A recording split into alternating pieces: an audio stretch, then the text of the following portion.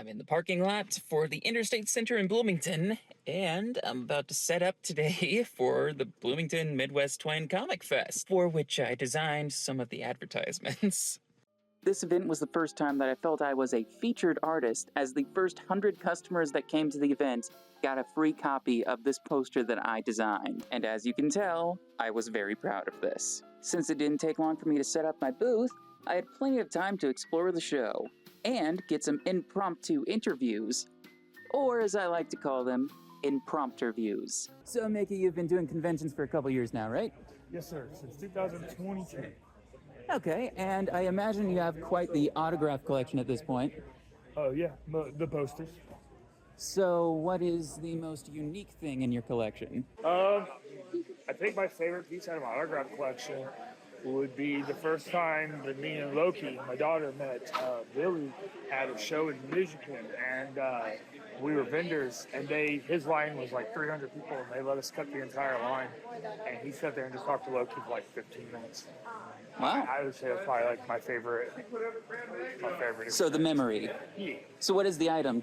Just a print? It was a print of Fry. It just shut up and give me my money print. Nice. Yeah. And how do you respond to rumors that this hair color is not natural? I was born a ginger. I disagree. That's all about it. How are you enjoying Midwest Twine Comic Fest? Love it, love it. I did the poster for it. Mickey gave me a fully signed poster, and that Ah, sweet. I also did one of the posters. nice. Which one did you do? The final Midwestination. Oh yeah, I saw that one. That was a cool one. Yeah. What is your best-selling item this weekend? This weekend, it's a good question. I've kind of been all across the board. My Mario is kind of my bestseller ever, but I don't think he's the bestseller this weekend, to be honest. I remember you had that more than 10 years at this point, right? Yeah, I did in 2012, so 13 years. And how do you respond to rumors that your pants are crotchless? Not these ones, but the yesterday's ones.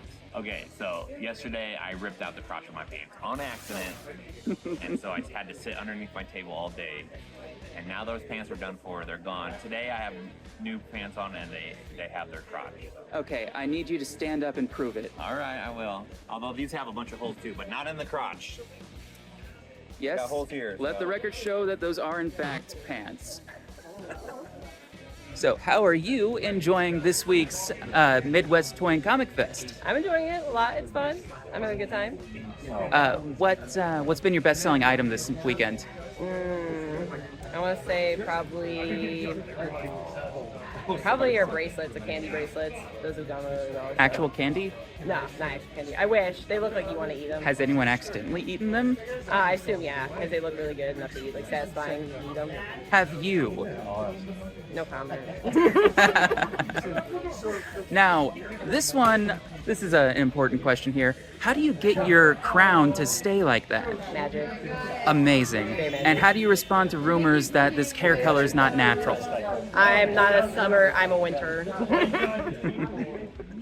I've seen you at a couple conventions. You always wear cosplay. What's been your most complicated cosplay to put together? I'm trying to think which one was the most complicated. Probably my Monster High cosplay, because I did all over color for that, body paint on the face, and I had to make sure my arms were colored too. Oh wow! A lot more work. Which character? Kirsty Trollson from Gen 1. She's a gamer troll. A gamer troll? Yeah. A literal? Okay. Yeah, she's a gamer and she's a troll. I might have to finally start watching that show. It was at Midwest Twine Comic Fest, Springfield last year. Yeah. Oh, this year? Yeah. Oh, that was my birthday. You never came by to say happy birthday. Oh, well, I was busy with troll stuff. Okay, I'll remember. As a comic writer, how do you get your inspiration? It could be just me daydreaming, but usually it's something that happens to me personally that inspires a story. And that happened with the Atonement film, actually. So, as a representative of Red 5 Comics, you sell more than just the books that you yourself have written. Right. So, out of all of these that you have in stock here, which one has been your best seller this weekend?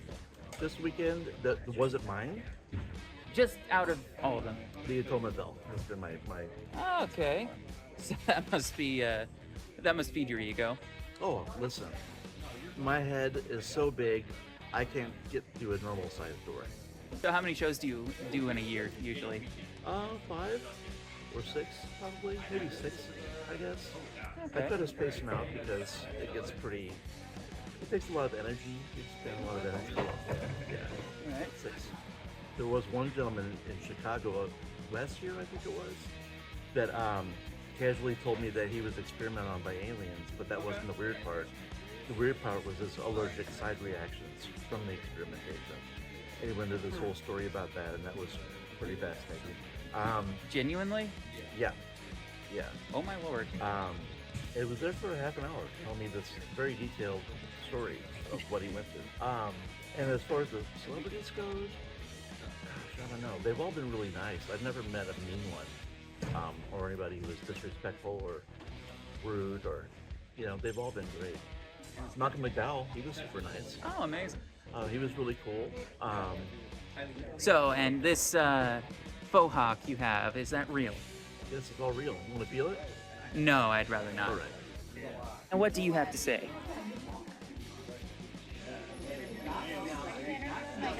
Yes.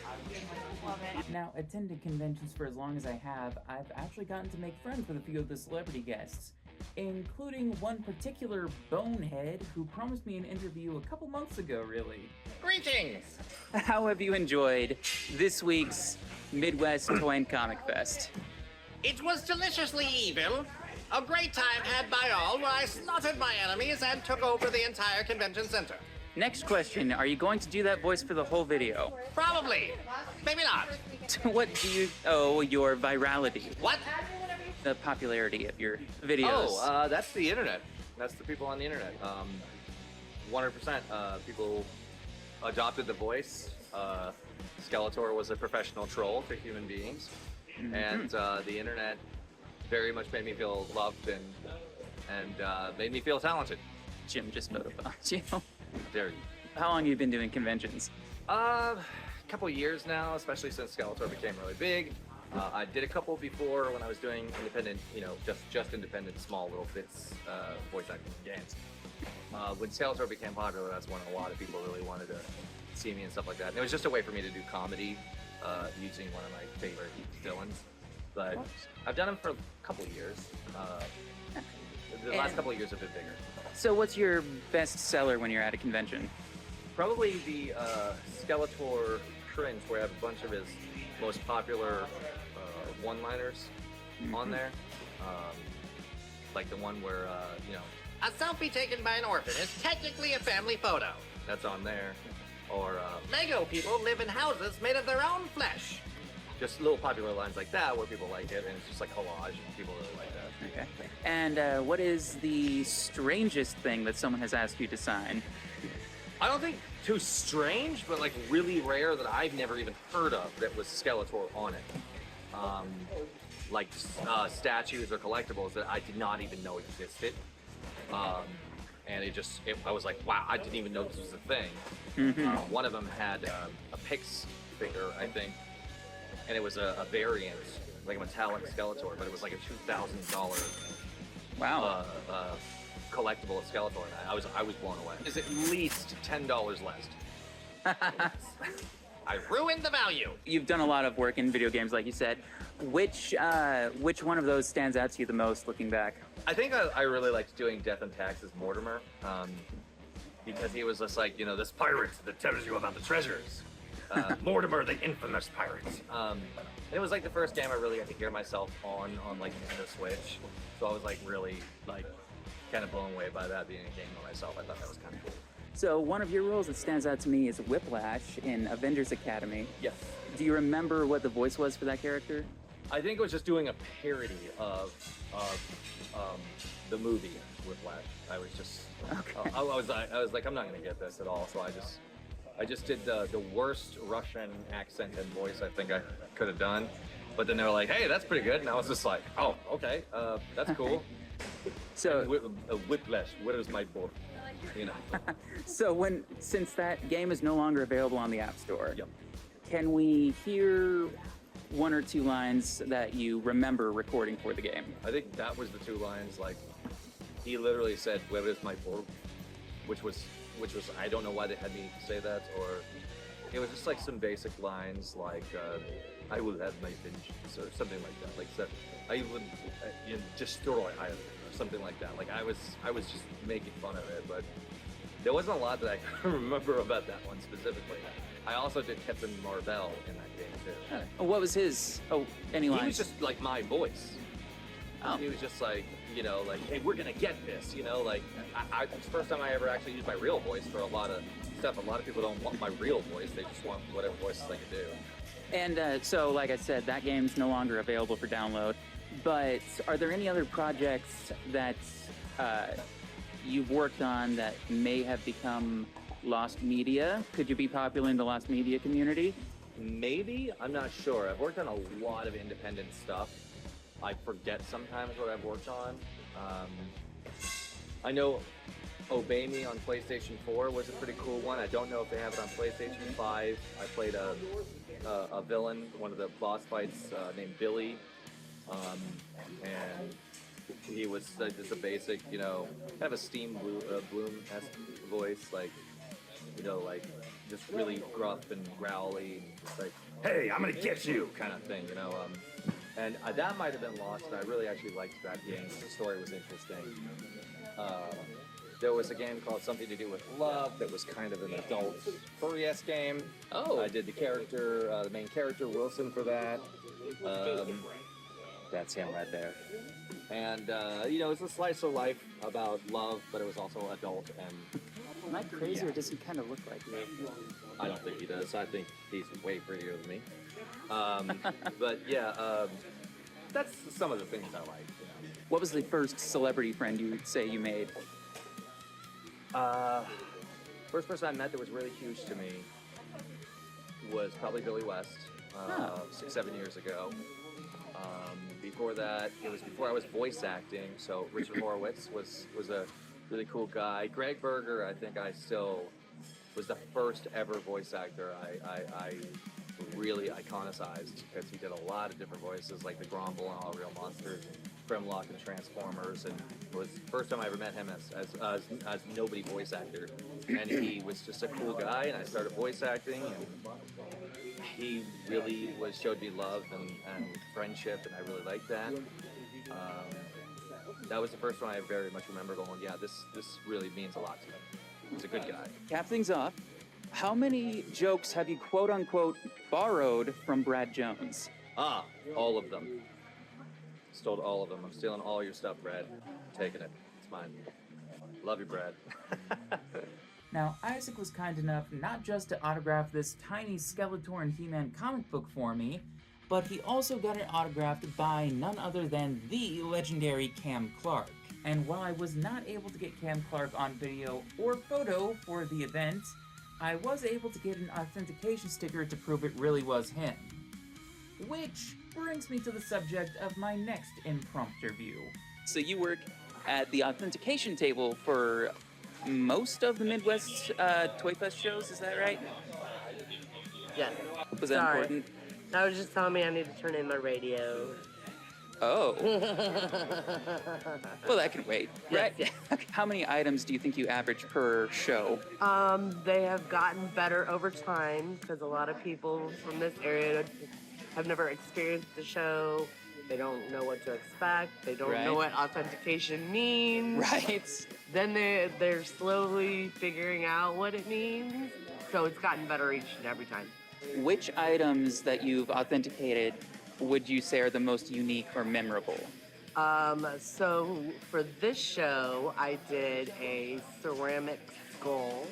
Ceramic skull. Oh, was that from Jeffrey's table? I think so. I'd have to go back. I can't quite remember. Okay. But it was a shoe. Shoe. A shoe. And a pair of shoes. Mickey. Mickey. Yes. That's probably the most unique thing that I've done is the shoe. Have you ever authenticated something that secretly you're jealous? You wish you could have had that. There were a couple of full DVD sets of the Teenage Mutant Ninja Turtles. Yeah. In the vehicle. Oh. Like the container was the vehicle. Oh, wow. That's probably the coolest one I've seen at the show. I see some people here with things that I wish I could have thought of. Right. How have you enjoyed this week's event in Bloomington? I thought everybody, the celebrities were very nice. They're very accommodating, and very enthusiastic about being here. So that always helps. Always helps. Oh, we mentioned Jeffrey. Jeffrey, who was... Oh, yes! The legend himself. The man who made you afraid of planes, trains, and automobiles. Jeffrey Reddick. I'm having a great time. Like, it's been a really fun crowd. The people are nice. Mickey and the whole crew have been, like, amazing. And we had a screening at Final Destination last night at the Normal Theater and packed house. Yeah, Q&A, I would imagine. So it was a lot of fun. What has been your most memorable fan encounter at one of these shows? I've had a lot. At the convention I was out in Texas, there was a young girl that came up to me and was just so excited to meet me. And she was a special needs child, and she wanted to be a filmmaker, and these movies had inspired her. And so that was like such a sweet memory, because her caregiver brought her around the long way so that she could see me at the end of the row. And so I hear this squealing, and I looked over, and it just was adorable. That's amazing. And it was amazing because so it's great when young people know that what they want to do. Because I knew I wanted to be, work in movies when I was a child. So people always tell you, oh, don't, get a real job. You can't do movies. And so it's so nice to see young people that were inspired, some by my story, just coming from Appalachia. So, and then also seeing families, where it's generations, where it's like a grandparent with their child and their grandchild, and they're like, oh, we grew up on your films. It makes me feel old, but it also is very nice to see families bond over genre films. So how long did it take before you started making public appearances like this for your scripts and Final Destination? You know what? I started doing conventions. Ron would know that. It was probably maybe a little over 10 years ago. I started doing conventions. Maybe a little longer than that. But it is interesting because a lot of times at the conventions they do want the actors, right, and not even directors unless you're like John Carpenter for genre. If I do genre, I do a lot of genre stuff. If it's like John right. Carpenter, yes. They know writers and they know everybody. They know the crew. They know like locations. Makeup artists. They're like an amazing fans to have. So it's interesting when you go to conventions that aren't solely focused on horror, but like comics or pop culture. There is crossover. Like a lot of horror people are also comic nerds and vice versa. But it's just it's always fun to come, especially to go to new places. Like I've never been to Bloomington. Yeah, I've never been here. How do you like it? It's beautiful, beautiful. I love how they're like, this is such a small town, and I'm like, my town has 2,800 people. That's a small town. So as the writer of Final Destination 1 and 2, are there any particular scenes or lines that you've written that you're very proud of? Well, I wrote the original draft of Final Destination 1. So James Wong and Glenn Morgan, James Wong directed it. They wrote the actual shooting script, so they used a lot of material from my story. But the shooting script was written by them. But I'm trying to think if there's a line from the first two movies that I'm proud of. I can't think of a line. I can just think of. I'm really proud of the log truck scene. I know I bring that up all the time, but it's because it came from inspiration when I was driving home. Like originally it was going to be a hotel fire that started the film, like the kids were going on spring break and stuff in a hotel, and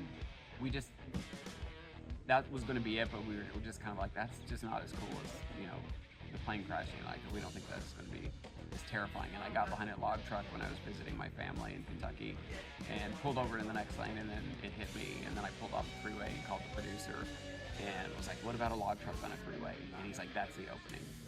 So I think that's my his proudest thing, because I think the log truck scene has become such a part of pop culture. Like, Very iconic. I still get like memes like every other day where somebody's tagging me on something where somebody's behind a log truck. So that's just really cool, just being a horror fan, and very grateful that, you know, the fans have been so loyal and it kind of kept us going for so long. The Final Destination series has a tradition of naming their characters after significant writers and directors of the horror genre, and now in Bloodlines, there's a character named after you. Is that right? Yeah. Yeah. So was that James and Glenn came up with the idea of naming characters after famous horror directors in the first film. But yeah, there's I don't want to spoil it, but there is a character that delivers some key information at a key moment that is named Dr. Reddick. So that was really Did that come as a surprise to you? I knew it. They told me before it came out. Oh. They kept the detail. They kept the specifics like secret. So I just knew that at some point it was going to happen. But the actor that played the role, it was just pretty fun to see that in the theater and very surreal. A lot of horror movies have room for fan theories, but I think the Final Destination especially. Have you ever heard any of the fan theories about Final Destination? I've heard of just a lot of theories where people were trying to figure out like if Bloodworth, the mortician, was like death. Yeah. So I'm glad that we were able to get Tony Todd before he passed, and he was a great friend and a great actor, and just somebody that was an icon to me before I even met him. Everyone, really. So yeah, so I'm really glad that in Bloodlines we got to give him like give that character and him a proper goodbye. So how would you respond to the fan theory that you, Jeffrey Reddick, are death? No, it's funny. When it says, you know, creator, it's like, oh yeah, I created death. Yeah, I'm joking. Like, I did it. But it, you know, it was a tough sell to get the movie made at the beginning, because the studio was just like, horror films have to have like a villain. Right. You know, we have to be able to see it, and I didn't want to have a villain. It was always death going after them. In my original script, like, death played on their survivor's guilt, so it had more of a Nightmare on Elm Street flavor to it. But the studio did make me put an angel of death like in the script, like just to have like a figure that you could see once to show that death was there. And James and Glenn came up with a Rube Goldberg design of death using everyday things. But when you see the movie, you still see like there's some shadow stuff in the movie, and that's because the studio was still trying to get like some physical form in there, but they luckily scraped it and took it out. So it's great because death is universal. So I never wanted to tie it to any kind of cultural or like religious belief. Just death is death. But I also am like, it would be fun to have a Funko Pop. So you also wrote on Usagi on Netflix. Yeah. So if the characters from that series were in Final Destination, which one would have the vision? Usagi. Usagi. Yeah. He's like just kind of a every rabbit, you know, like an everyman. But he's got dreams and he's got a good heart. So yeah, he would definitely have the. And would he survive? Yeah. He's very smart. His friends help him out a lot, but his pure heart gets him out of a lot of trouble. So he's a little like Superman, but a rabbit. Oh, Jeffrey, the nightmares you gave us all. But as the convention started to close down, a few of us still had a few things to say. What? I'm chewing on some nuts. I've caught you with your mouth full. Yes, I'm holding my nuts in my hand. Forgive me. So, well, I wish that was the first time I've heard someone say that. Oh boy, but these are good nuts. The innuendos just kept coming with this guy. Oh my gosh. So feel free to ask a question. I'll be happy to give you an answer, great one. Okay, so as we're all tearing down now for the weekend, yes. How have you enjoyed this phenomenal show? Phenomenal. Mickey is genius. The way he advertises, the way he goes out there.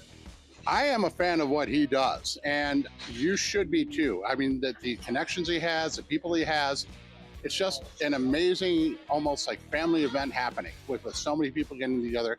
And Amazing. then the fans that come in, it's just, I'm almost teared with joy. And what, for you personally, was the defining moment of this weekend? The defining moment was when 3 young ladies got together, then they ran away, when they came back, they said, yes, we want to be drawn. And I turned them into their favorite D&D character. They just literally started dancing around, jumping around, and just the joy you can possibly give to those, you know, who work hard, who you know, have 9-to-5 jobs, who are studying in school. And then you come to a place like this and you get to relax, you get to be with other like people. How much joy can you feel? Immense. And this is what happened here at our show at Midwest. Oh boy, squeaky. Ah! By the way, just to give my personal pitch, I publish comic books, board games, and I also travel the country just trying to educate and teaching people how they could do this themselves. And also the world of licensing is very important as well. Realize that as you go through life, try to avoid coffee, try to avoid tea. Dancing around, it can make you glee, but also enjoy it like I do. I enjoy my tea. But to finish up what I'm saying, you are amazing, awesome, cool, and fun. My name is Marcus Gray, and I am the friend of the show promoter at here at Midwest Toy and Comic Fest. And I was assisting with handling Billy West this weekend, which was quite a phenomenal time. The gentleman is hilarious, probably one of the top voice actors that I ever got the pleasure of sitting, meeting, and handling. And it's definitely an awesome time here. And if you ever get a chance to come out to Midwest Toy and Comic Fest, I highly suggest it. There's a couple more shows coming up, folks, so make sure you're going to be out there and supporting the Central Illinois Comic Con scene out here. You got one of your own, right? Yes, I do have Planet FunCon, which I'm not wearing a t-shirt right now, but hey, we'll be back June 26th through the 28th next year, 2026, with tons of fun guests, including some Sonic people and some Resident Evil people, and even maybe some horror stuff coming right around the corner. Ooh, horror. Oh, there'll be some spoilers coming out in October, but stay tuned to the website, stay tuned to social media. You're gonna be pleased. So, as this year's Bloomington Midwest Toy and Comic Fest comes to a close, what do you have to say for potential new customers for next year? I appreciate everyone that came out and saw us this year. Thank you very much for taking the time out of your day and spending your hard-earned money to come and visit us, see all the vendors and the celebrity guests that came out of town to see you guys. Thank you very much, and we look forward to seeing you all again next year. But we will be back next year, same building, in September. I cannot stress enough how much of a fun time this show really was. Not only did I design these badges that people wore through the whole convention, in return for that, I was given a keepsake that I will cherish forever. An official poster for the event signed by every one of the celebrity guests. Mickey and the whole crew really are such a great team that make it a good time for everyone.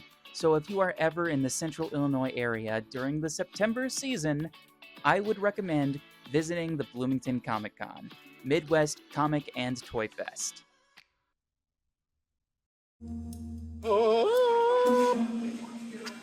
God, what is wrong with me? No, it's we're